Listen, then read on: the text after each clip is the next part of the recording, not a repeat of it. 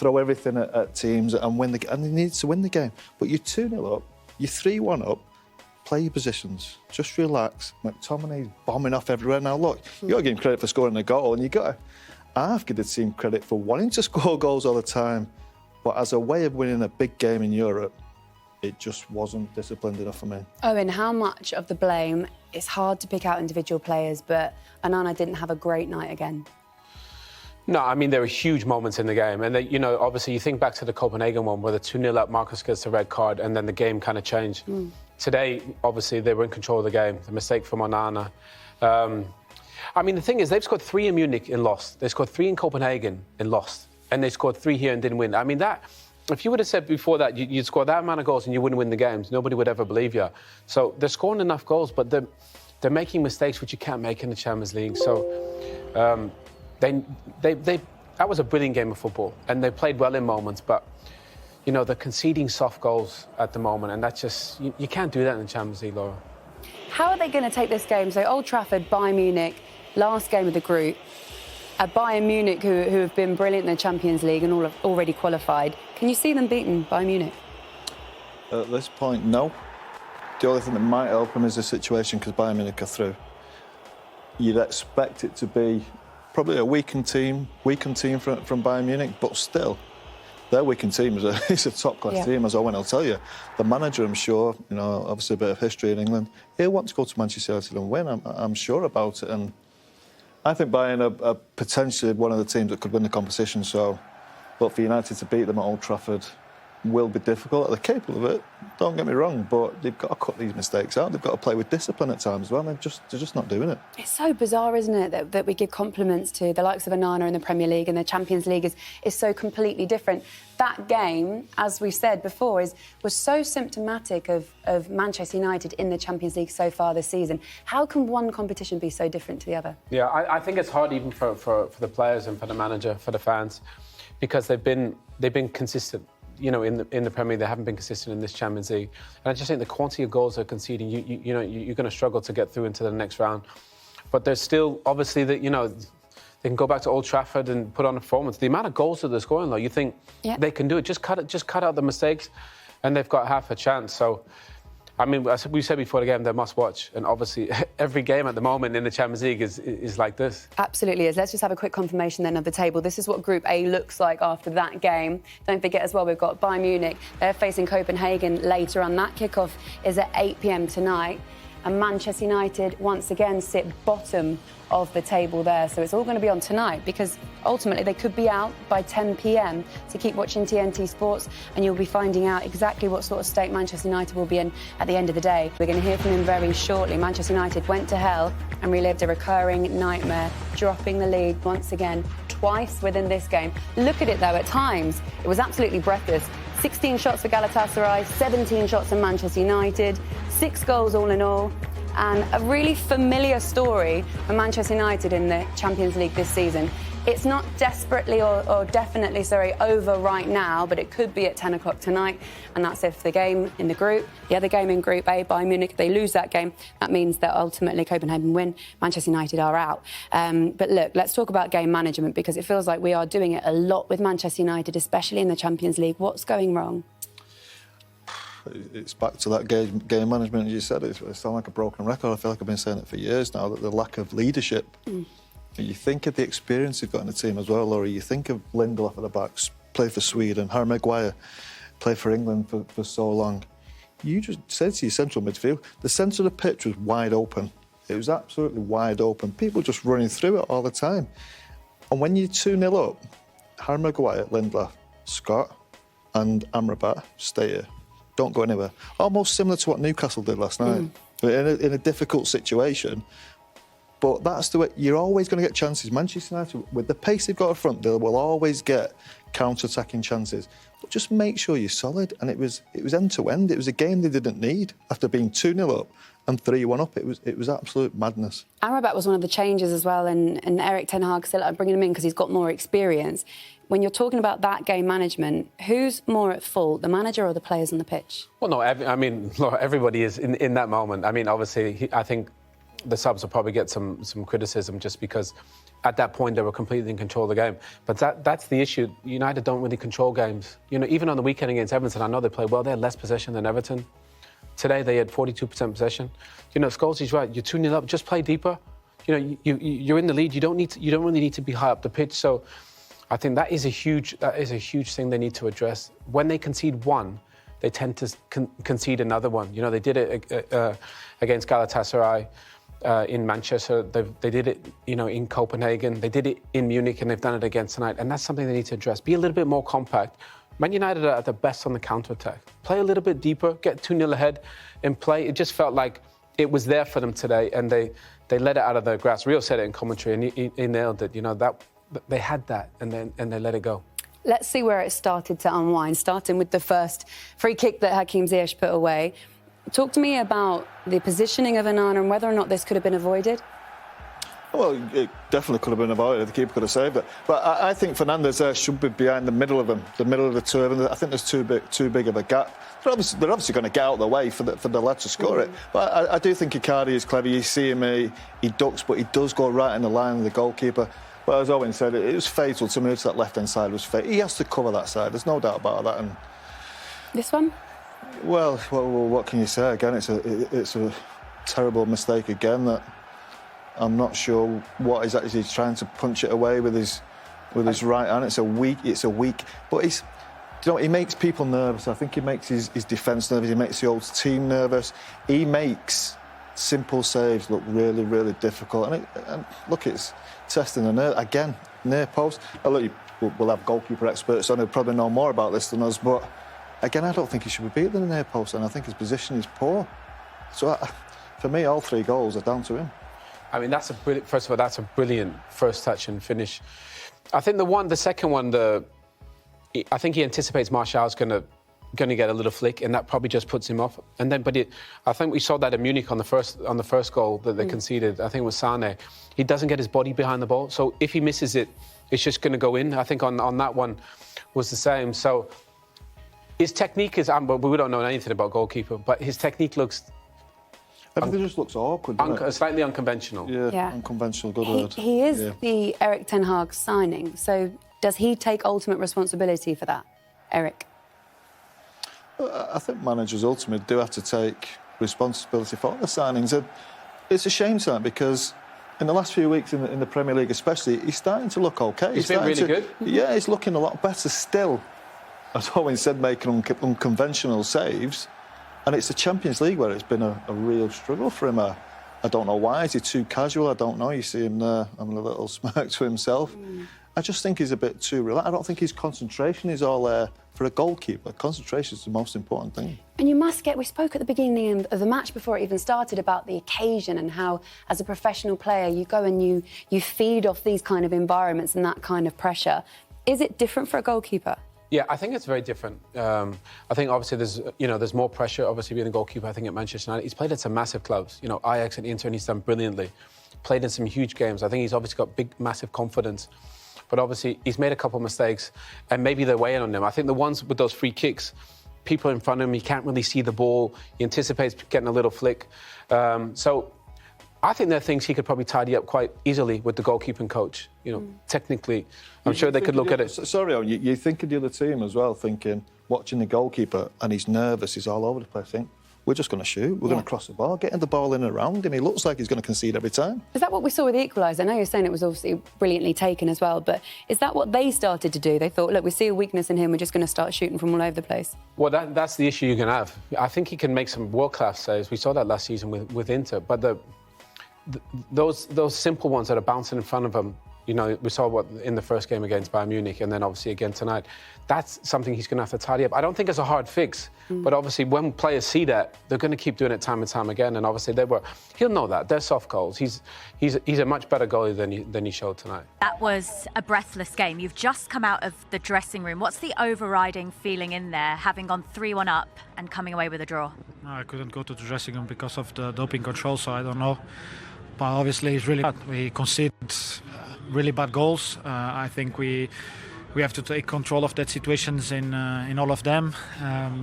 We on top of the result for twice, and we had too many chances, far too many chances to score another goal and have the game closed, but we're not clinical enough. I could see you just watched one of the free kicks that Hakim Ziyech took go into the back of the net, and I could see from the look on your face that you're extremely disappointed with that. How do you explain both of those occasions when those goals went in? I have nothing. I have nothing to explain. We concede the goals, and there's nothing to do now. Obviously, we could have done better in that 2 goals, but it is what it is.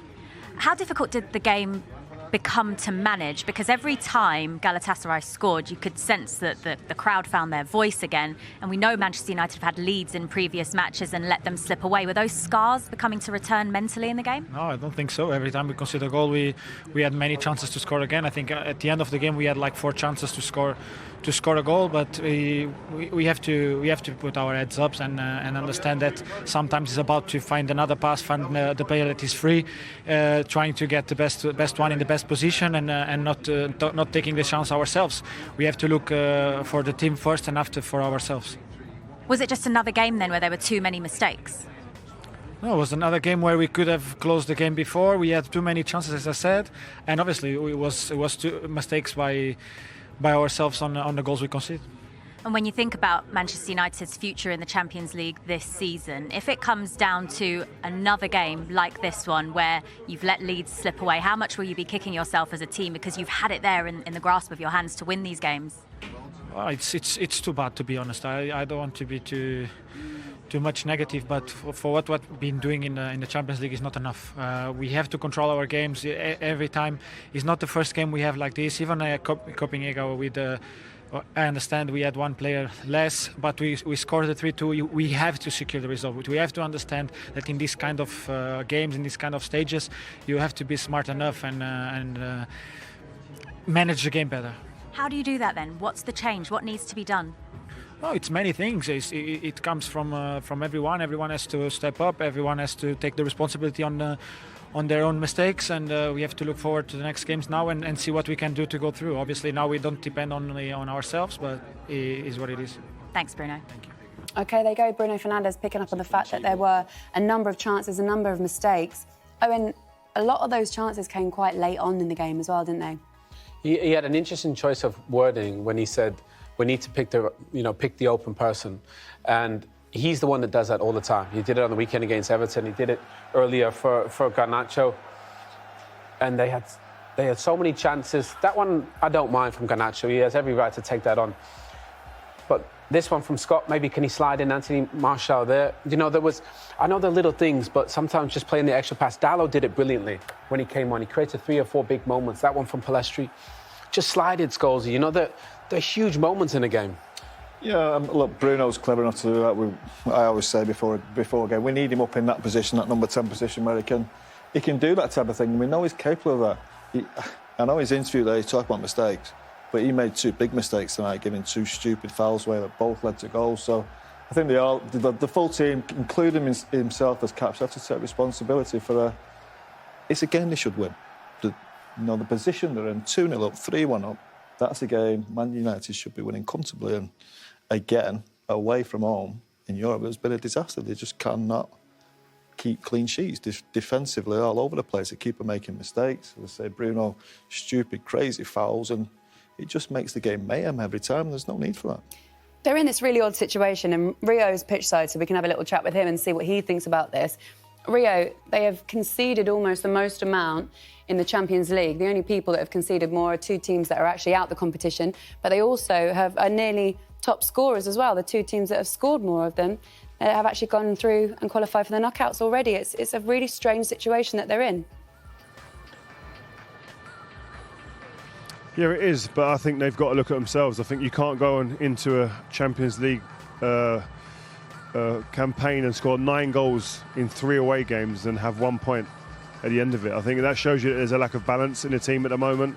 Yes, they can get goals, and yes, they are attacking at will and creating chances, many of them coming through Bruno, but I think defensively they just made mistakes. I think the keeper today has to hold his hands up and say, yep, I was at fault for a couple of goals, and he should do better. But I think the manager will be scratching his head and thinking, listen, the game plan first half worked perfectly, and then all of a sudden they score a goal, it changes the dynamic of the game. They were 2-0 up, 2-1, and you're thinking, wow, I set the team up perfectly well. They executed, but then a mistake cost us. And again, at 3-1, the same again. So I think there's a lot of question marks in the performances and the way that they're going about things at the moment. But balance for me is one of the key aspects that they've got to really find. And we mentioned in commentary scars from throwing away leads. Those are hard to get away. You've got to really manage games, and he mentioned that himself, Bruno. You've got to go about managing games correctly, and they've got to do that over, not over 1 or 2 or 3 games. They've got to do that over a period of games now, so they can erase those scars that they've created and they've grown through bad results and throwing away leads, especially in Europe. Rio, you were obviously a centre half, and when you see the chaos that's happening right in front of you, would you expect more from Lindelof and Maguire just to calm the game down, especially when you're 2-0 up, 3-1 up, players are still flying off, and you have to admire it a little bit that they're still trying to score goals and go for the throat. But the game's won at that point. What would you expect from players in front of you once you're 2-0 up, 3-1 up in a big European game? I'd want composure. I'd want to be more calculated in your runs, calculated in your positions. Be a little bit more conservative at times, maybe. Get your foot on the ball, ride the game out, take fouls, make fouls. And I think that comes with communication. You played behind me, Paul, and I was one for always shouting if the ball weren't being held up. And I think you want the ball to get into the final third for your team, then maintain possession. I think sometimes we get into that area at the top of the pitch and it's about, let's get a shot off straight away. I understand that, but sometimes get the other team back in their own half. It's a long way back to get to your goal then, and take the basketball kind of nature out of the game. And that didn't happen today, and that comes with experience. And there's those leaders like Harry Maguire, who I thought played well today, actually.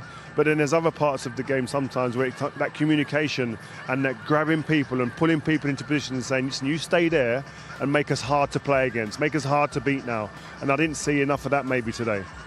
Rio, I think the balance in midfield has been an issue all season. I know Scholes, he makes a point about Lindelof and Maguire because they're captains of their country. But I think that today was the balance of the midfield. I just think that there's no protection in there. If I was doing that, you would have moaned at me all game. You would have said, oh, where are you going? Why are you running up there? Why are you in the box? Why are you shooting? We're 2-0 up. I think that the midfield balance has been an issue all season, and that's something they got to fix. I know the centre-backs, you talk about the experience, but I just feel like the midfield has been an issue all season, Scholes. Yeah, I totally agree. It has been. He can't seem to get it right. I think ideally he's a very attacking manager and he'd like to just play one holding midfield player and the rest of them go forward, which is what he did at Ajax. But that one player they have in there, Amrabat, Mainu possibly might be good enough at doing that, at controlling games of football. We've seen glimpses of it again tonight when he came on. He came on at a very difficult time tonight, but he looks a man who could control games of football to me. I'm not sure Casemiro's that type unless he's got the right players around him. So I think Owen's right, getting the balance of the team. It's been a big problem for him. Can he play the 1? Can he play the 2? He's struggled either way to really find a way of winning games and being dominant in games. Rio, it might be out of their hands by the time the game against Bayern Munich at Old Trafford happens, but do you think they can win that game? Do you know what, Rio? Finish off what you're going to say and then you can answer my question. Go on. No, I was going to go back to that point they were talking about, the balance in midfield and finding that right blend. In the first half, they'd done that. It was a mistake that undone that, the goalkeeper making a mistake. But in the first half, I was asking for him to look a little bit comfortable and enjoy sometimes being penned back on the edge of your box, bank of 4 and a bank of 5, and not allowing big gaps between the midfield and the defenders, and allowing them to go wide. They were doing that, but then it's about doing that consistency, doing that rep after rep after rep, and that's where I think maybe sometimes there's a bit of immaturity, maybe boredom creeps in and someone jumps out, and then they go, oh, we're out of shape, and they look very, very kind of open at them times. And I think then that's when you need the voice to say, well, get back in here, stay in here with me, keep it the way it is, because they got the players on the break. Rasmus Højlund on the break is phenomenal. The manager said that's one of the reasons he's in the team today. The 2 wide players, Anthony had the beating of the fullback today, and Garnacho could get in at will. When you've got those 3 plus of players on the counter-attack, you can afford to sit back and be compact. And they were at times, but again, not for long enough periods. Rio, we're going to let you go and get warm, get yourself out of the rain. We're going to hear from Erik ten Hag. Rio, thank you for being our pitchside reporter tonight. Appreciate that. Erik ten Hag is now speaking with Jules. Let's see what he made of that. Erik, I can't imagine the stress you go through as a manager watching an end-to-end game like that. How do you sum this up now that you're here and you've come away with a point? after going 3-1 up in the game? Yeah, we're winning and then we're losing. We should have take 3 points, clear. And but there's also in more games, home against Galatasaray, away in Copenhagen, we play so good. So I have to make big compliment to the team, but also in the same moment I have to criticize the team and us as a coaching staff, me as a manager. We are defending not good enough. We are leading 3-1, then you can't afford such mistake we're making, because that makes a difference. What area of the pitch do you think you're losing control in the games that ends up causing you to lose these leads that you're taking in matches? Yeah, we knew that. I think every goal has its own story, and the first is a transition moment where we spoke about quick release, and we don't block the middle. The second is a free kick, unnecessary free kick, but then we have to defend the free kick better, and then the third one, we are very good in organize, but we got run off, and we are in an overload there. So it can never happen that our mistakes can't be in the Champions League. You get punished for it, so we have to learn from that. It must be really frustrating for you as a manager as well, because as a team you're scoring so many goals, particularly in the Champions League, but you just keep conceding. So how do you go about fixing that problem? We will fix that. But so I'm very pleased. You see the